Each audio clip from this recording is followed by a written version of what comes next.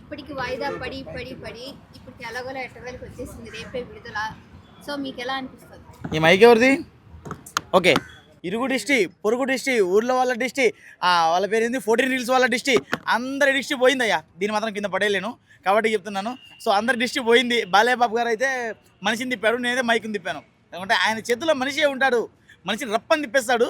So మనం ఏంటంటే మన చేతిలో మైక్లే నడుస్తాయి కాబట్టి మైక్లే తిప్పుదాం, అది మ్యాటర్. సో మైక్ కూడా ఫీల్ అవ్వకండి.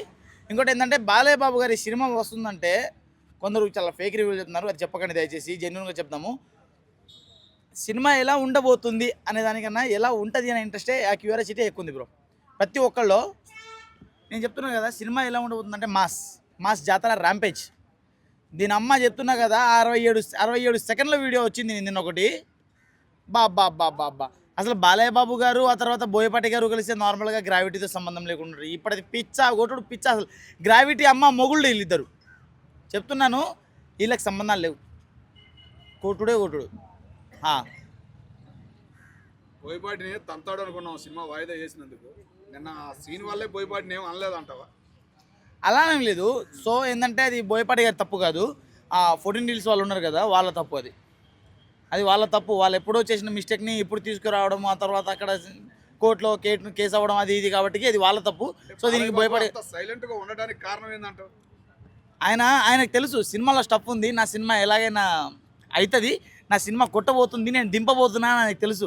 కాబట్టి ఆయన నా సినిమా ఇప్పుడు కాదు ఇంకో 10 సంవత్సరాల తర్వాత వచ్చినా కానీ ఇదే జాతర ఉంటుంది, ఇదే కుంభమేళ ఉంటుందని నాకు తెలుసు.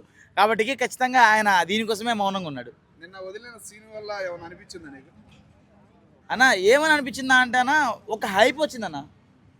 అంటే ఓకే డిష్ తీసేశారు, గుమ్మడికాయ కొట్టేశారు, ఇక రేపటి నుంచి జాతరే.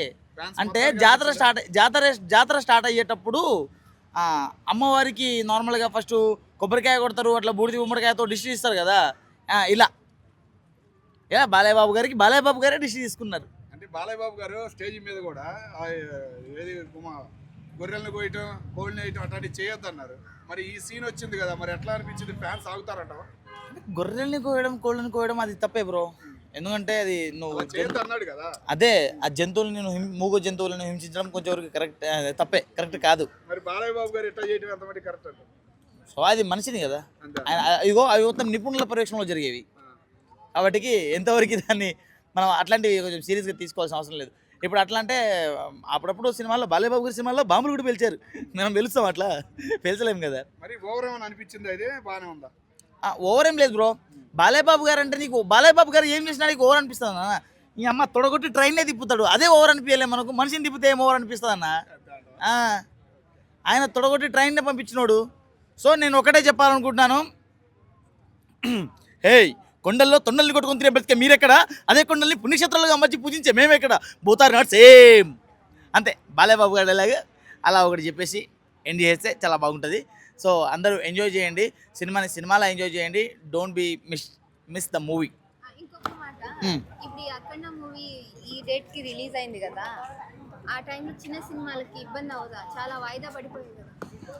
సో ఈ సినిమా వల్ల చిన్న సినిమాలకి ఇబ్బంది కాదు, ఆల్రెడీ ఇబ్బంది పడ్డది. మోగ్లీ మన సుమా గారి కొడుకు రోషన్ మోగ్లీ మూవీ, దానికి ఎఫెక్ట్ పడ్డది.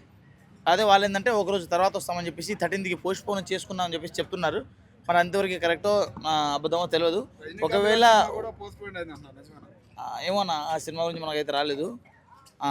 సో ఇది నేను చిన్న సినిమా గురించి చెప్పాను, ఆయనది పెద్ద సినిమా వస్తే పోటీ వస్తుంది. కానీ ఇప్పుడు రోషన్ అంటే చాలా చిన్నోడు, రెండవ సినిమా అతనికి. బాలయ్య బాబు గారికి 100 సినిమాలు దాటేశాయి, అలాంటి ఆయనతో ఇలాంటి పోటీ అంటే కష్టం కదా. అదే హాయ్ అండి, this is actor Suman. So వీటీవీని లైక్ చేయండి, షేర్ చేయండి, సబ్స్క్రైబ్ చేయండి. Hi hello, I'm Sasirekha, Miss India. So వీటీవీని లైక్ చేయండి, సబ్స్క్రైబ్ చేయండి, షేర్ చేయండి. ఏమైనా డౌట్స్ ఉంటే కామెంట్ బాక్స్లో కామెంట్ చేయండి. Thanks for VTV.